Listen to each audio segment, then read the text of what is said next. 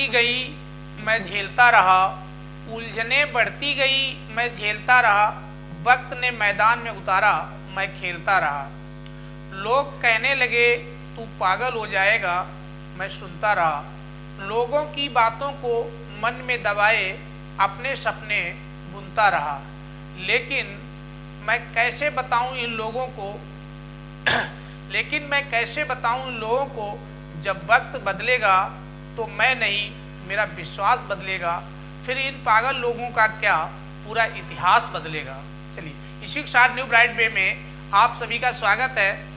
और आज का हमारा जो टॉपिक है वो विद्युत धारा का चुंबकीय प्रभाव। इसलिए भरोसा खुद पे रख के काम करिए, क्योंकि आपके हौसलों से बड़ा कोई आपकी मंजिल नहीं है, हौसलों से बढ़कर मंजिल नहीं होती है। अब इसी के कड़ी में हम लोग विद्युत धारा का चुंबकीय प्रभाव के विषय में एक पार्ट आपको पहले बता दिया था। इसका सेकेंड पार्ट आज यहाँ पे आपको बताना है कि इसमें अब हमें क्या क्या और पढ़ना है। तो सबसे पहले चुंबकीय क्षेत्र की तीव्रता, पहली हेडिंग है चुंबकीय क्षेत्र की तीव्रता। चुंबकीय क्षेत्र की तीव्रता को इंग्लिश में इंटेंसिटी ऑफ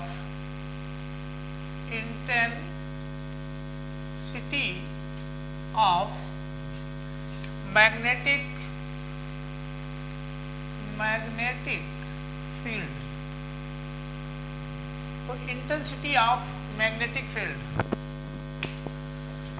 चुंबकीय क्षेत्र की तीव्रता से अभिप्राय यह है कि जब किसी चुंबकीय क्षेत्र में, मान लीजिए ऐसे कोई चुंबकीय क्षेत्र लगा दिया गया है और इस चुंबकीय क्षेत्र में ये मान लीजिए नॉर्थ और साउथ ये पोल है, और इसमें कोई वायर है जिसमें हमें करंट प्रवाहित करनी है, ये आई करंट। तो जब इसमें करंट प्रवाहित होगी तो निश्चित रूप से इस पे एक बल कार्य करने लगता है। तो इस वायर पे एक बल लगता है, तो उस बल, इसको आप इसमें कनेक्ट कर लें, ये मैग्नेट हो गई। तो इस पे एक बल कार्य करता है जिसे चुंबकीय क्षेत्र की तीव्रता के नाम से जाना जाता है।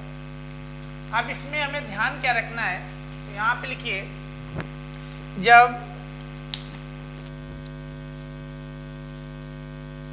किसी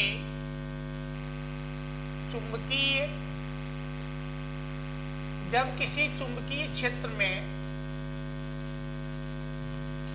कोई धारावाही चालक, और धारावाही चालक को आप यही तार बोलते हैं, यही धारावाही चालक है, तार में विद्युत धारा आई प्रवाहित की जाती है, तो चालक यानी जो तार है, चालक तार पर एक बल कार्य करता है, एक बल यानी कि फोर्स कार्य करता है, जिसकी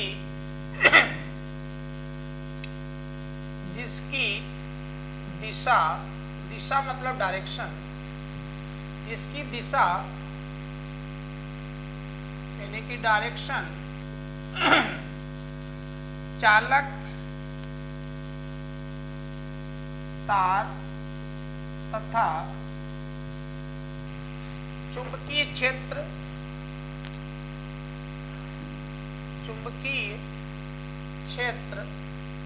जिसको आप बी से लिखते हो, दोनों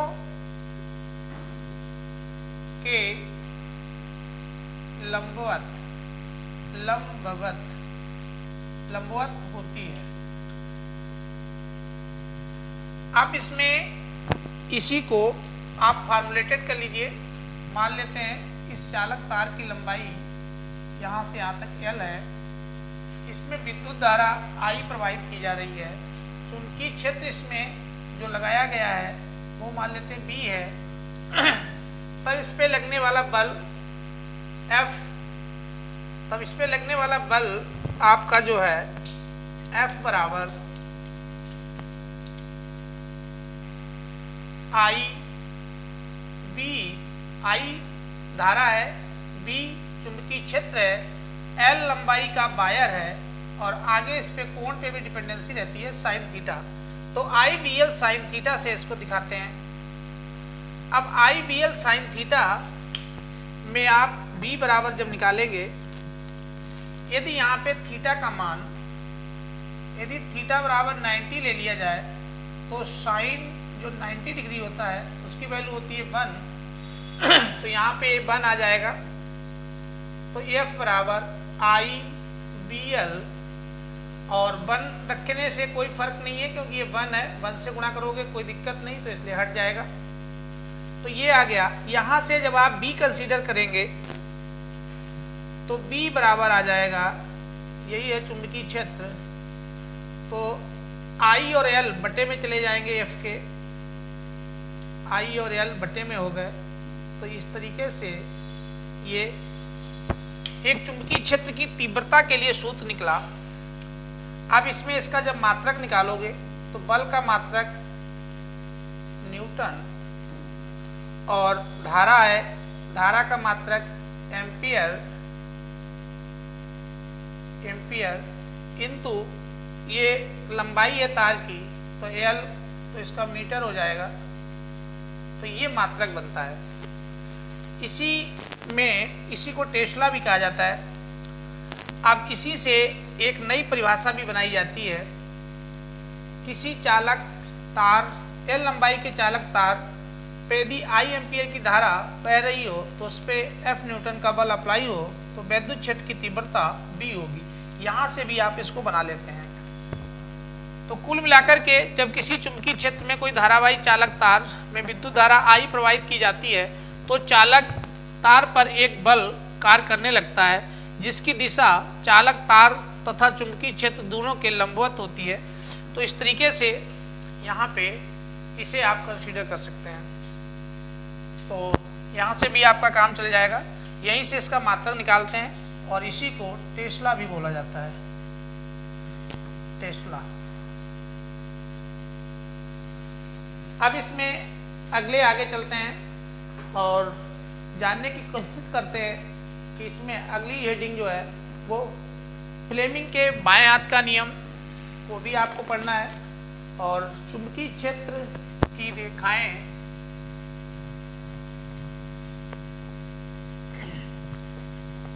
तो ये तो हुआ चुंबकीय क्षेत्र की तीव्रता के लिए व्यंजक। इसी के साथ में अब आपको एक लॉरेंज बल भी महत्वपूर्ण है जिसपे न्यूमेरिकल आते हैं। लॉरेंज बल, लॉरेंज बल,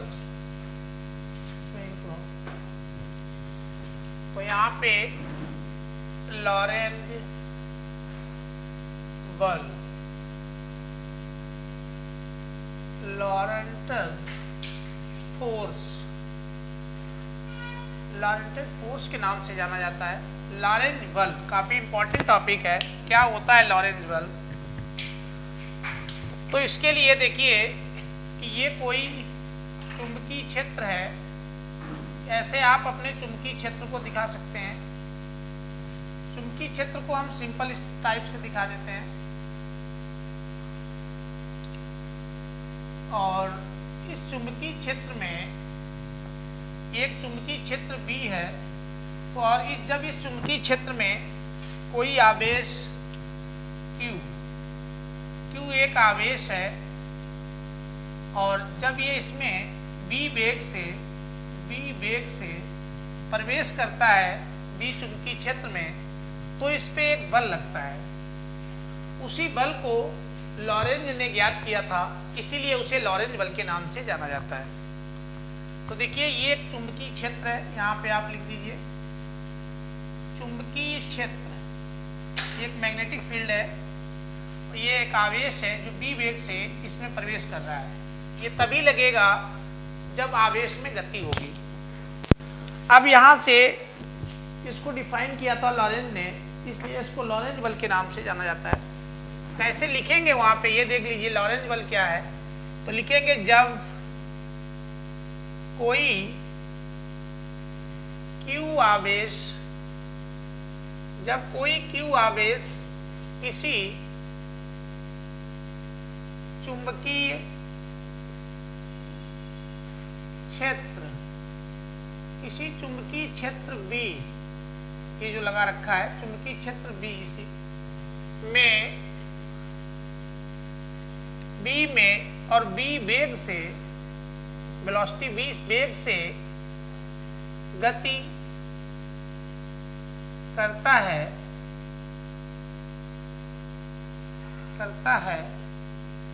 तो इस आवेश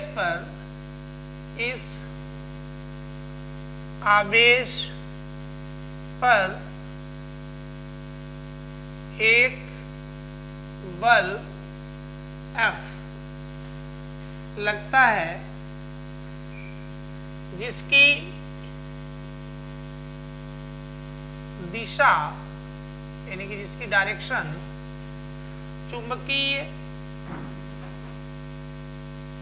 क्षेत्र B की दिशा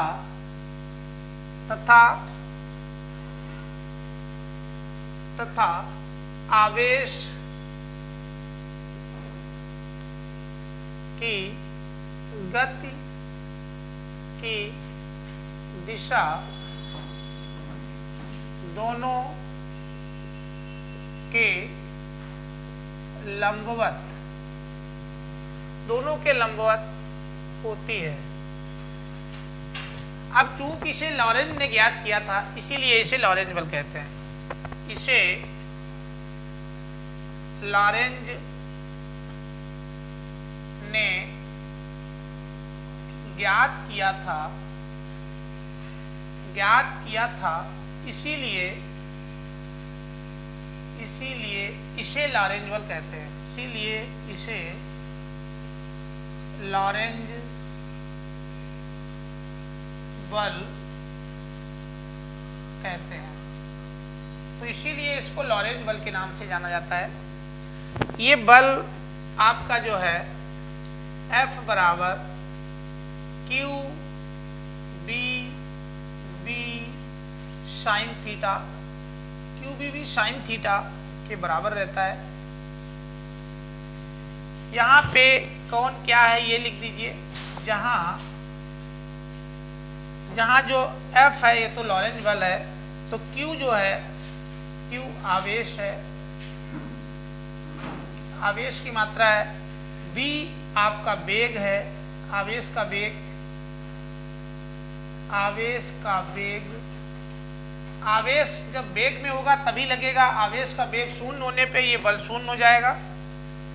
और B जो है, ये जो कैपिटल B है, ये है चुंबकीय क्षेत्र जिसमें ये गति कर रहा है, वो चुंबकीय क्षेत्र है।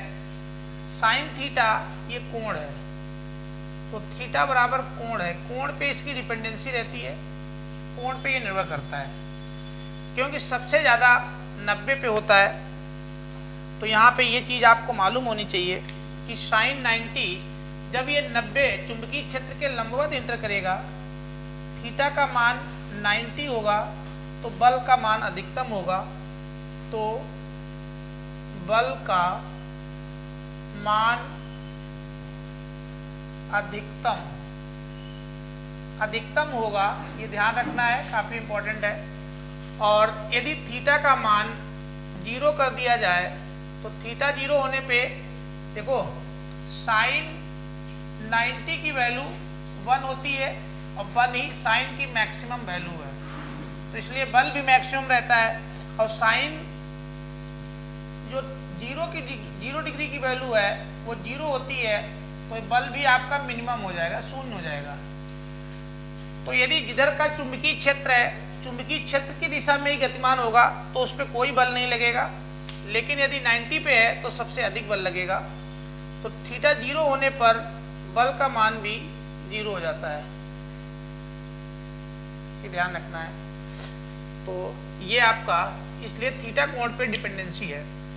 तो यह physical to QVB sine theta Lorentz बल है, इसी से इसमें मात्रक भी निकाला जाता है इसका चुंबकीय क्षेत्र का, यहाँ से आप इसका मात्रक भी निकाल सकते हैं। चलिए उम्मीद करते हैं इस पे न्यूमेरिकल इस पे जरूर आते हैं, तो एक न्यूमेरिकल आपको इस पे हम तुरंत करवा देते हैं, इसे आप नोट कर लीजिए। तो जब कोई Q आवेश किसी चुंबकीय क्षेत्र B में B वेग से गति करता है तो इस आवेश पर एक बल F लगता है, जिसकी दिशा चुंबकीय क्षेत्र B की दिशा तथा आवेश की गति की दिशा दोनों के लंबवत, लंबवत का मतलब होता है 90 डिग्री, लंबवत का मतलब होता है 90 डिग्री होती है। इसे लॉरेंज ने ज्ञात किया था, इसीलिए इसे लॉरेंज बल के नाम से जाना जाता है।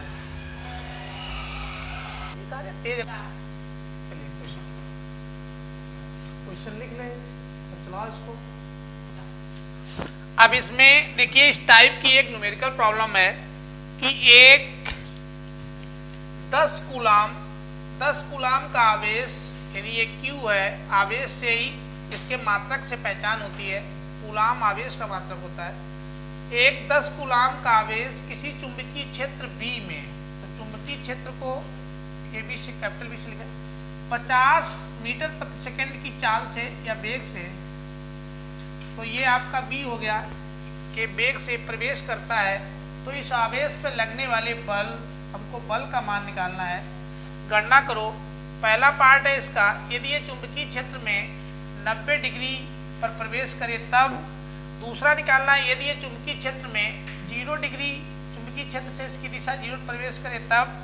और तीसरी निकालनी है जब ये चुंबकीय क्षेत्र से 30 डिग्री का कोण बनाते हुए प्रवेश करे तब। तो ये निश्चित रूप से लॉरेंज का ही है, क्योंकि जब किसी चुंबकीय क्षेत्र में कोई आवेश B वेग से गतिमान होता है तो उस पर एक बल कार्य करता है, तो वो लॉरेंज बल के द्वारा ज्ञात किया जाता है।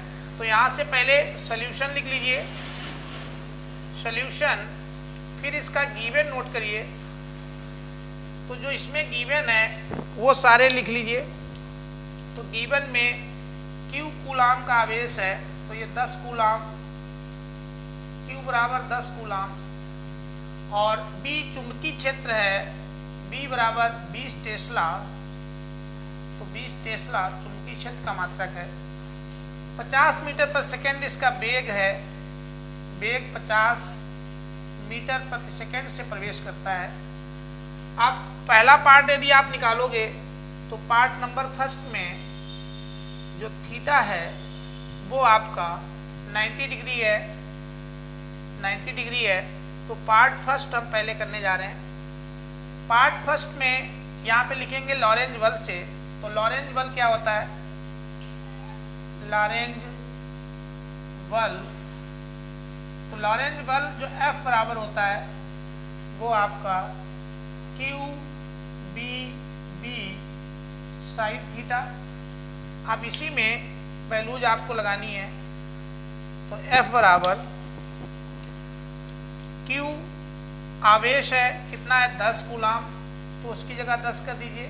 B चुंबकीय क्षेत्र की तीव्रता है, तो ये 20 गुणे B वेग से आ रहा था तो 50 हो गया। उसका थीटा साइन थीटा होता है, तो साइन 90 डिग्री है क्योंकि 90 डिग्री में प्रवेश कर रहा है। तो साइन 90 की वैल्यू सब जानते हैं 1 होता है। तो यहाँ पे इनकी गुणा करा लीजिए, अंकों की कराइए। 1 दूनी 2, 2 पंचे 10, 10 हो गया। 1 2 3, 3 जीरो हैं, 3 जीरो लगा लीजिए। और साइन 90 की वैल्यू 1, साइन 90 1 हो जाएगा। 1 से गुणा करोगे कुछ नहीं फर्क पड़ेगा, इतना ही रहेगा। तो निश्चित रूप से 10,000 बल का मात्रक है तो न्यूटन, तो 10,000 न्यूटन का बल लगेगा इस पे। ये देखिए यदि वो 90 डिग्री के कोण से प्रवेश कर रहा है तो पहला पार्ट इसका हो गया। यदि हमने थीटा 90 लिया तो इतना लगेगा। अब इसी में दूसरा पार्ट देखिए इसका। दूसरा कह रहा है यदि थीटा 0 हो तब, तो थीटा 0 के लिए, थीटा बराबर 0 के लिए F बराबर क्यू बी बी साइन 0, और साइन 0 का मान निश्चित रूप से इनकी वैल्यू लगाएंगे तो Q का मान 10 कूलाम, चुंबकीय क्षेत्र का मान 20 टेस्ला, और वेग जो इसका है 50, लेकिन साइन 0 का मान 0 होता है तो 0 से गुणा होगी तो ये सब 0 हो जाएगा, तो बल बराबर 0। तो थीटा 0 होने पर, थीटा 0 होने पे बल का मान भी 0 हो जाएगा। इसलिए चुंबकीय क्षेत्र की दिशा में ही जब घुसेगा कोई आवेश, गतिमान आवेश, तो उस पे कोई बल नहीं कार्य करेगा, लेकिन 90 पे जाएगा तो मैक्सिमम रहेगा, जो कि 10,000 आ रहा है, और एक है 30 डिग्री पे, तो थीटा बराबर 30 डिग्री ले लीजिए। जब हम थीटा बराबर 30 डिग्री लेंगे तब देखिए इसको, वही सूत्र अपना लॉरेंज बल, F equal to Q B B sine theta, Q का मान 10 कूलाम है, तो 10 20 टेस्ला है तो इसको 20 रख लीजिए। वेग इसका जो है वो 50 ले रखा था, तो 50 गुणे साइन 30, थीटा 30 डिग्री ले रखा है, तो 30 डिग्री का मान 1/2 होता है, तो साइन यहाँ पे आप 30 डिग्री रखेंगे तो ये 1/2, 2 से काट दीजिए, तो 2 से काटेंगे तो 25 25 हो गया, तो 25 दूना 50, 50 एकन 50, ये आपका 50 हो गया, और एक 0 ये और एक 0 ये, 2 0 लग जाएंगे, तो निश्चित रूप से ये आपका जो बल है वो n लिख दीजिए न्यूटन, तो ये 5000 न्यूटन आ जाएगा। तो यदि ये 30 डिग्री पे निकालेंगे तो 5000 न्यूटन का बल इस पे आरोपित होगा। इस तरीके से इन क्वेश्चनों को आप आसानी से कर सकते हैं। ये लॉरेंज बल पे न्यूमेरिकल्स आते हैं। थीटा पे इनकी डिपेंडेंसी होती है, 90 कोण पे मैक्सिमम लगता है, 0 पे मिनिमम 0 हो गया, और बाकी जैसा इसका कोण होगा उस तरीके से। अब आपको चलते हैं नेक्स्ट की तरफ। तो अभी इसमें हम लोग देख रहे थे कि जब कोई विद्युत धारा किसी चुंबकीय क्षेत्र में प्रवाहित की जाती है तो धारावाही चालक पे एक बल लगता है। अब उस धारावाही चालक पे लगने वाले बल की दिशा फ्लेमिंग के बाएं हाथ के नियमानुसार ज्ञात की जाती है। अब फ्लेमिंग का जो बाएं हाथ का नियमानुसार है, देखिए ये जैसे बायां हाथ निकाला, हालांकि फिगर बना हुआ है, इसमें ये 2 उंगली तो दबा लो, 3 उंगलियां, यानी ये उंगली एक सीधी उंगली या अंगूठा, इसको ऐसे एक दूसरे के लंबवत रखना है, यानी इनके तीनों के बीच में 90-90 डिग्री का कोण बने। जब ये लंबवत रखोगे तो इसमें जो उंगली हमारी तरफ आ रही है, जो बीच वाली, ये विद्युत धारा की दिशा को दिखाएगी। करंट यदि इस दिशा में आ रही है तो चुंबकीय क्षेत्र इस दिशा में होगा, और इस चालक पे जो बल लगेगा वो अंगूठा बल की दिशा को दिखाता है। तो यही इनका फ्लेमिंग का लेफ्ट हैंड रूल है। तो अंगूठा बल की दिशा को दिखाएगा, और जो अंगुली हमारी ओर आ रही है ये उसमें चालक में धारा की दिशा को दिखाती है, और सामने जो जा रहा है वो चुंबकीय क्षेत्र की दिशा को दिखाती है। तो इसमें फादर, इसको बल को फादर यदि कह लें, और ये करंट चाइल्ड हो जाएगा, और ये मदर, कुछ ऐसे करके भी आप याद कर सकते हैं। लेकिन अंगूठा तगड़ा है तो बल को याद करिए, और ये धारा जो है इस उंगली को दिखाएगी, और जो उंगली सामने जा रही है वो चुंबकीय क्षेत्र की दिशा को दर्शाती है। अब इसमें स्टेटमेंट लिखिए कि फ्लेमिंग के बाएं हाथ का नियम क्या है। तो इसमें आपको लिखना है, जब कोई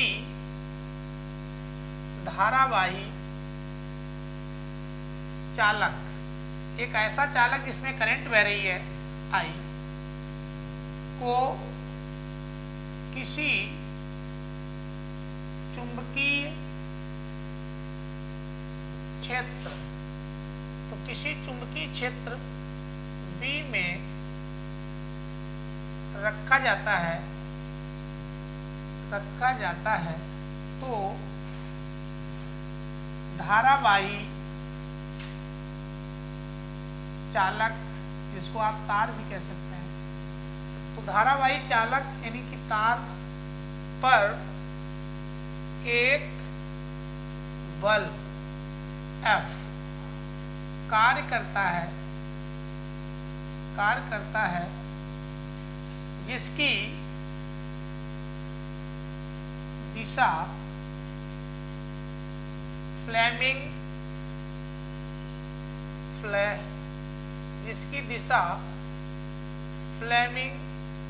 के बाएं हाथ के नियम से ज्ञात की जाती है। अब इसमें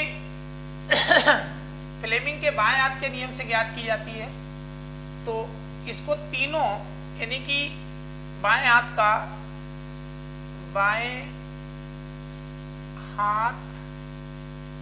का अंगूठा, तो जो अंगूठा तथा अंगूठे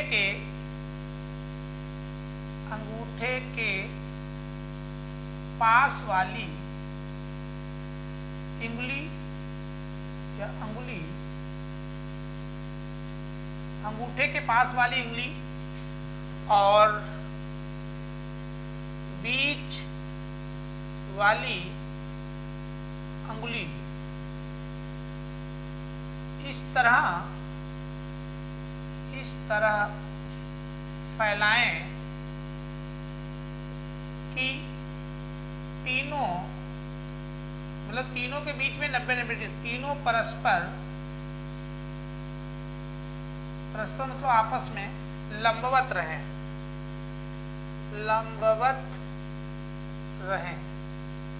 तो जब लंबवत रहेंगे तो क्या होगा, तीनों लंबवत का मतलब एक अंगूठा ऐसे जा रहा है, तो फिर ये एक इसमें उंगली ऐसे, तो अब इसमें तीनों के बीच में 90 डिग्री, ये भी आपस में 90, इसके साथ भी 90, सब एक दूसरे से लंबवत हैं। तो इस टाइप से रखा जाता है। जब आप इस टाइप से रखेंगे तो क्या होगा इसमें, तो इसमें जो अंगूठा है, तो अंगूठा जो है ये बल की दिशा को दिखाता है, F यानी कि बल की दिशा को, ये बल की दिशा को दर्शाएगा। ये बल की डायरेक्शन होगी, ये डायरेक्शन बल की होगी इधर को। जो विद्युत क्षेत्र में रखेंगे, कोई चुंबकीय क्षेत्र, जैसे ये कोई चुंबकीय क्षेत्र है, अब इसमें से कोई वायर पास हो रहा है ऐसे, इसमें से कोई वायर पास हो रहा है जिसमें करंट आई फ्लो हो रही है, ये नॉर्थ और साउथ पोल लगा है, तो इसमें ये चुंबकीय क्षेत्र है कोई भी, अब इसमें एक बल कार्य करने लगता है, इस पर करंट आई बहने से, तो इसमें जो बल लगेगा, अब उस बल की दिशा को इन्होंने बताया था कि बल किधर को लगेगा, तो F बल की दिशा को दिखाएगा। तो बीच वाली उंगली जो है, बीच की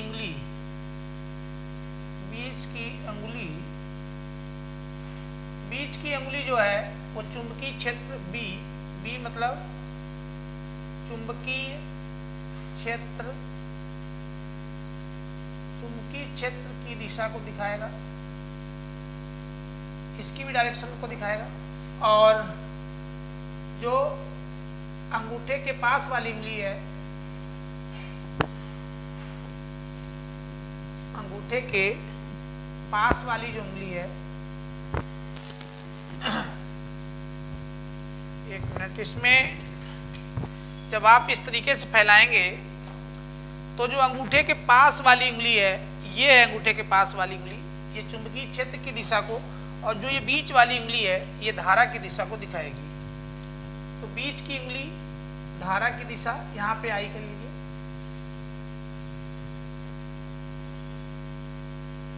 तो बीच की उंगली आपकी कौन सी है, ये वाली है, तो ये धारा की दिशा को, विद्युत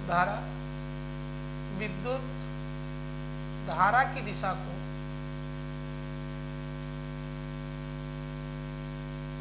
दिशा को दर्शाती है, और जो अंगूठे के पास वाली उंगली है, अंगूठे के पास वाली जो उंगली है, अंगूठे के पास वाली उंगली, तो अंगूठे के जो पास वाली उंगली है ये आपका बी चुन्नी की चुंबकीय क्षेत्र की दिशा को दिखाएगी, चुंबकीय क्षेत्र की दिशा। तो तीनों की डायरेक्शन यहाँ से पता चलती हैं।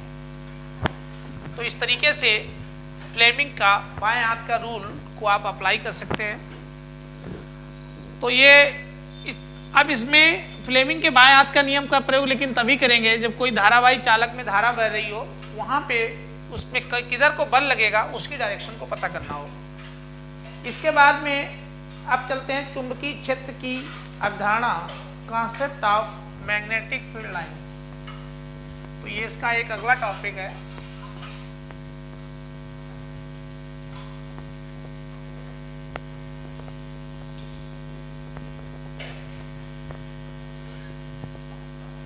और फ्लेमिंग के बाएं हाथ के रूल का एक चाहे तो आप अनुप्रयोग भी यहाँ पे कर सकते हैं। देखिए जैसे हम यहाँ पे दिखा दें कैसे पता करेंगे फ्लेमिंग के बाएं हाथ के रूल का प्रयोग। तो ये मैग्नेटिक फील्ड ऑफ लाइंस, यहाँ से एक कोई वायर ले जाइए ऐसे, और ये यहाँ से ऐसे गुजरेगा। तो इसमें जब कोई करंट प्रवाहित की जाएगी तो इसमें इसके अराउंड मान लीजिए ये इसमें करंट जा रही है आई। अब करंट जब आई प्रवाहित हो रही है तो फ्लेमिंग का बाएं हाथ का नियम ले आइए, ये उंगली करंट की दिशा को दिखाती है। तो हम इसमें आई को नीचे कर लें तो हमें समझाने में आसान हो जाएगा। मान लो इधर को करंट जा रही है, ये आई जा रही है। अब हमारा ये बायां हाथ है, हमने इसको ऐसे लिया तो ये उंगली करंट की दिशा को दिखा रही थी, तो इसको करंट की दिशा में ऐसे रखेंगे। तो जैसे इसको करंट की दिशा में रखा तो ये देखो चुंबकीय क्षेत्र की दिशा को दिखा रही, अंगूठा ऊपर की तरफ, तो बल इसमें ऊपर की ओर लगेगा। तो इस तरीके से हम पता कर सकते हैं कि जो बल की दिशा होगी वो ऊपर को जाएगी, चुंबकीय क्षेत्र की दिशा बी इधर को जाएगी, धारा की दिशा इधर है, तो ये हमारा बल आ जाएगा। जब पोलरिटी बदलेंगे तो बल उधर चला जाएगा। तो इस तरीके से हम इसमें इसको पता कर सकते हैं। तो चुंबकीय क्षेत्र रेखा की अवधारणा यानी concept of magnetic field of lines, इसको समझने के लिए एक पहले आप कोई टेबल ले लीजिए और उस टेबल पे लोहे की छीलन को आप ऐसे डाल लीजिए और यहाँ से एक कोई वायर को गुजारिए। तो यहाँ से जब एक कोई वायर इससे निकलेगा यहाँ से ऐसे, और इसमें लोहे की छीलन पड़ी हुई है। अब जैसे ही इसमें करंट प्रवाहित की जाएगी, अब ये वाला सिरा किसी एक बैटरी से कनेक्ट कर लीजिए। तो यहाँ पे ये कोई बैटरी लगी हुई है, ये बैटरी इससे को कनेक्ट कर दी है। एक स्विच इसमें डाल दीजिए, तो ये इसका स्विच है। अब यहाँ से इसको हम ऑन करेंगे और यहाँ पे लोहे की छीलन बिखेर दी जाती हैं शीशे के कार्डबोर्ड पे। जैसे ही करंट इसको स्विच को हम ऑन करते हैं तो लोहे की सारी छीलिंग जितनी भी हैं वो एक ऐसे लाइन में आ जाती है, ऐसे ऐसे एक लाइन में आ जाती हैं अपने आप ऑटोमेटिक। लोहे की छीलन इस तरीके से एक लाइन में पूरी टेबल भरे पे आ जाती है। अब इनकी कोई मैग्नेटिक नीडल ले आए तो उस पर एक डायरेक्शन भी शो करती है कि इनका मूवमेंट किधर को है। तो करंट के हिसाब से इनका direction magnetic field of line से देख सकते हैं। तो ये गोल गोल ऐसे फैल जाती हैं। इन्हीं लाइंस को ही चुंबकीय क्षेत्र रेखाएं कहा जाता है। इन्हीं को चुंबकीय क्षेत्र रेखाओं के नाम से जाना जाता है। यही चुंबकीय क्षेत्र की रेखाएं हैं। पोलरिटी बदलने से इनका कंडीशन बदलता है। तो यहाँ पे लिखिए, जब किसी चालक को किसी कार्डबोर्ड किसी शीशे कर लीजिए, शीशे की मेज के बीच से गुजारा जाता है और शीशे पर ये वाली लोहे की छीलन मतलब बहुत हल्की हल्की छीलन को बिछा दिया जाता है, बिछा या फैला दिया जाता है, फैला दिया जाता है। और जब इस तार में जब चालक में धारा प्रवाहित की जाती है, तब जैसे इसमें धारा प्रवाहित करेंगे, प्रवाहित की जाती है तो सभी लोहे की छीलन, तो सभी लोहे की छीलन एक रिंग शेप में तार के चारों ओर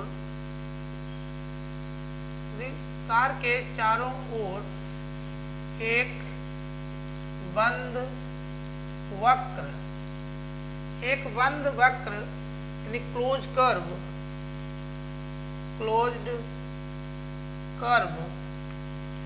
बनाती हैं जिन्हें क्या कहते हैं? चुंबकीय क्षेत्र रेखाएं, जिन्हें चुंबकीय क्षेत्र रेखाएं या चुंबकीय बल रेखाओं के नाम से भी जाना जाता है। हालांकि ये कहना गलत है, लेकिन कहीं कहीं लिखा रहता है जिन्हें चुंबकीय क्षेत्र रेखाएं या चुंबकीय बल रेखाएं कहते हैं। तो यहाँ पे चुंबकीय क्षेत्र रेखाएं ज़्यादा सही है, क्योंकि ये चुंबकीय क्षेत्र को दर्शाती हैं, ना कि चुंबकीय बल को। तो ये चुंबकीय क्षेत्र रेखाएं यानी चुंबकीय क्षेत्र की दिशा को दिखाती हैं, चुंबकीय क्षेत्र की दिशा को दर्शाती हैं, ना कि चुंबकीय बल की दिशा को, ना कि चुंबकीय बल की दिशा को। इसलिए इन्हें चुंबकीय क्षेत्र रेखाएं ही कहना ज़्यादा सही है, चुंबकीय बल रेखाएं कहना सही नहीं है, लेकिन कहीं कहीं लिखा रहता है। अब इसमें समझ सकते हैं कि इनकी डायरेक्शन आप देख सकते हैं। यहाँ पे भी इनकी जो दिशा है वही फ्लेमिंग के बाएं हाथ का नियम का प्रयोग करके देख सकते हैं। करंट की दिशा में आप अपनी इस उंगली को करें तो करंट की दिशा में जैसे हमने अपनी इस उंगली को किया बीच वाली को, तो ये चुंबकीय बल की दिशा को दिखाएगी और अंगूठा बल है जो उधर चला गया। यदि इसकी पोलरिटी को बदल दें, इधर वाला सिरा बड़ा कर दें, प्लस कर दें, तो ये सिरा माइनस कर दें, तो करंट की दिशा बदल जाती है। अब ये नीचे को फ्लो होने लगती है, तो उस समय इनकी दिशा भी बदल जाती है, ये इधर की रिंगें बना लेती हैं। तो जैसे हम उसकी दिशा बदलते हैं तो चुंबकीय क्षेत्र की दिशा भी बदल जाती है। तो इस तरीके से कहाँ पे नॉर्थ पोल बनेगा, कहाँ पे साउथ पोल। तो नॉर्थ पोल के लिए आप ऐसे करके देख सकते हैं, जब ऐसा घुमाव हो तो यहाँ पे नॉर्थ पोल आएगा, और जब इस तरीके से घुमाव हो इधर को क्लॉकवाइज, तो वहाँ पे साउथ पोल आता है। तो ये क्लॉकवाइज आएगा तो साउथ पोल, और यहाँ से नॉर्थ पोल, यानी ये उत्तरी ध्रुव को दिखाएगा, उत्तरी ध्रुव, और ये दक्षिणी ध्रुव को दिखाता है, दक्षिणी ध्रुव। तो इस तरीके से पोलरिटी भी मालूम हो जाती है। अब चलते हैं, इसके बाद में आपको नेक्स्ट टॉपिक आगे पढ़ाते हैं। देखिए, इसमें एक अस्थायी चुंबक या इलेक्ट्रोमैग्नेट परिनालिका पूछा जाए। परिनालिका क्या है? तो परिनालिका एक इलेक्ट्रोमैग्नेट है, इलेक्ट्रोमैग्नेट। तो इलेक्ट्रोमैग्नेट है। अब इलेक्ट्रोमैग्नेट में आप क्या करते हैं कि जब तक विद्युत धारा प्रवाहित होती है तब तक वो चुंबकत्व का काम करती है, और जैसे विद्युत धारा समाप्त हो गई तो उसका चुंबकत्व भी समाप्त हो जाता है। तो इलेक्ट्रोमैग्नेट है वो भी दंड मतलब रॉड सेल का है, रॉड टाइप का है। तो दंड चुंबक कितना बिहेव करती है, दंड चुंबक। तो परिनालिका एक इलेक्ट्रोमैग्नेट है, दंड चुंबक कितना बिहेव करती है। बनाई कैसे जाती है ये आपसे पूछा जाता है। तो कोई कार्डबोर्ड ले लीजिए, ये कार्डबोर्ड हो गया। अब इस कार्डबोर्ड के ऊपर तांबे के तारों को आप लपेट दीजिए। तो इसके ऊपर जैसे आप तांबे के तारों को ऐसे लपेटेंगे, ऐसे इसके ऊपर लपेटेंगे, और इसमें एक बैटरी कोई सेल जोड़ दीजिए। तो यहाँ पे कोई सेल लगा दो ऐसे। तो ये एक स्विच है, स्विच डाल दीजिए। जैसे इसमें आप करंट ऑन करेंगे, और इसको चाहो तो आप हैंगिंग कर दीजिए, ऊपर लटका दो कहीं से, फ्रीली हैंगिंग कर रही है ये। जैसे इसमें करंट को सप्लाई किया जाता है, पॉजिटिव एंड इधर कर लीजिए, निगेटिव इधर। तो जैसे इसमें करंट को सप्लाई किया जाता है, इसमें जैसे धारा प्रवाहित होती है आई, तो ये चुंबक की तरह बिहेव करने लगती है और नॉर्थ और साउथ पोल में रुकती है। क्योंकि पृथ्वी में ऑलरेडी चुंबक है, तो एक दंड चुंबक की तरह बिहेव करती है, नॉर्थ साउथ पोल में रुकती है। अब इसमें करंट ये ऐसे जा रही है, ऐसे, फिर ऐसे, फिर ऐसे, फिर ऐसे। तो इस तरीके से इसमें करंट फ्लो कर रही है। लास्ट में ये ऐसे निकल जाती है। तो जब इसमें चुंबक फ्लो करती है तो ये एक दंड चुंबक की तरह बिहेव करती है। इसी को परिनालिका कहा जाता है, धारावाही चालक। तो जब कैसे बनाते हैं परिनालिका को, कोई कार्डबोर्ड, लकड़ी का या दफ्ती का कोई कार्डबोर्ड पर तांबे के तारों को लपेटकर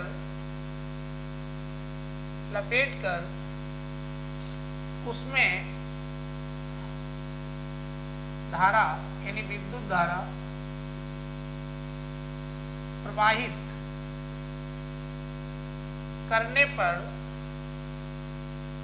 पर यह दंड चुंबक की तरह कार्य करती है। यह एक विद्युत चुंबक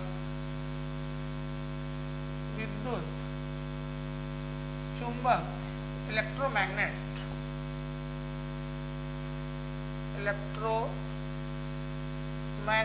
का सबसे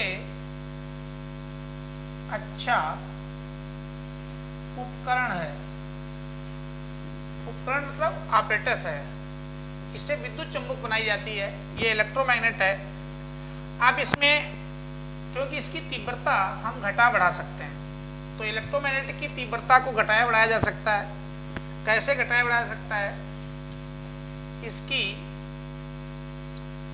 तीव्रता यानी इसके चुंबकीय क्षेत्र की तीव्रता को हम घटा बढ़ा सकते हैं दो प्रकार से। नंबर एक, इसमें करंट की मात्रा को बढ़ा करके, तो विद्युत धारा I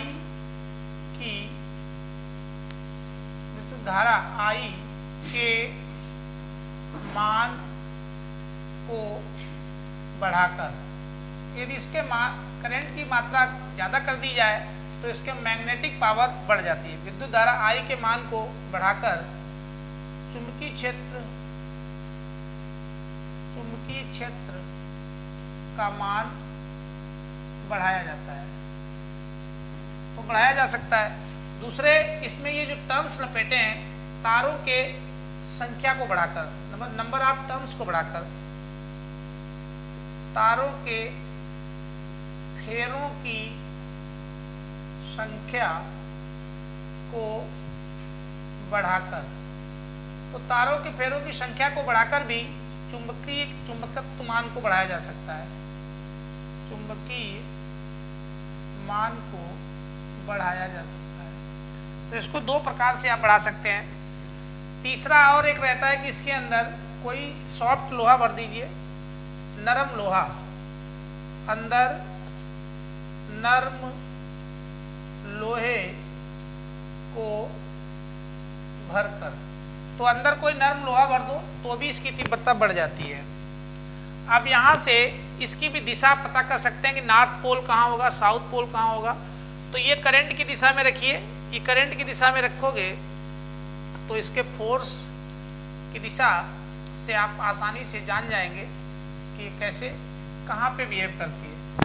तो ऐसे देख लीजिए, या तो इससे पता कर लीजिए नॉर्थ पोल कहाँ बनेगा। यदि मोमेंट इधर को है ऐसे, तो वहाँ पे नॉर्थ पोल बनेगा।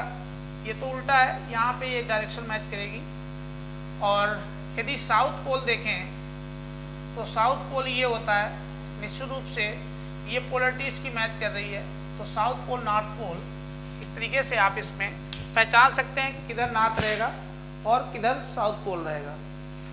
तो करंट की डायरेक्शन को आप इस तरीके से मूव करके देखिए, यहाँ पे गोला बना लीजिए। तो यदि करंट इस तरीके से मूव कर रही हो, यानी क्लॉकवाइज, यदि घड़ी की दिशा में घूमे तो वहाँ साउथ पोल बनेगा। यदि घड़ी की उल्टी दिशा में घूम रही हो, एंटी क्लॉकवाइज, तो एंटी क्लॉकवाइज जहाँ पे घूमेगी वहाँ पे नॉर्थ पोल होगा। तो ये एंटी क्लॉकवाइज है, एंटी क्लॉकवाइज, घड़ी की विपरीत दिशा में। तो जहाँ पे घड़ी की विपरीत दिशा में करंट घूम रही हो वहाँ नॉर्थ पोल, और जहाँ क्लॉकवाइज घड़ी की दिशा में हो तो वहाँ पे आपका साउथ पोल बनता है। तो इस तरीके से उसकी पोलरिटी को भी पता किया जाता है। और सॉलिनॉइड एक बहुत महत्वपूर्ण टॉपिक है इसका। उसके बाद इसमें अब इसी के साथ ये इलेक्ट्रोमैग्नेट के टॉपिक को समाप्त करते हैं। इसमें मेन डेफिनेशन लगभग सब हो गई हैं। तो थोड़ा सा इसका विद्युत मोटर और जो प्रेरण का कॉन्सेप्ट है वो नेक्स्ट में आपको बता दिया जाएगा, और उसी के साथ ये 100% समाप्त हो जाएगा। Thank you for watching.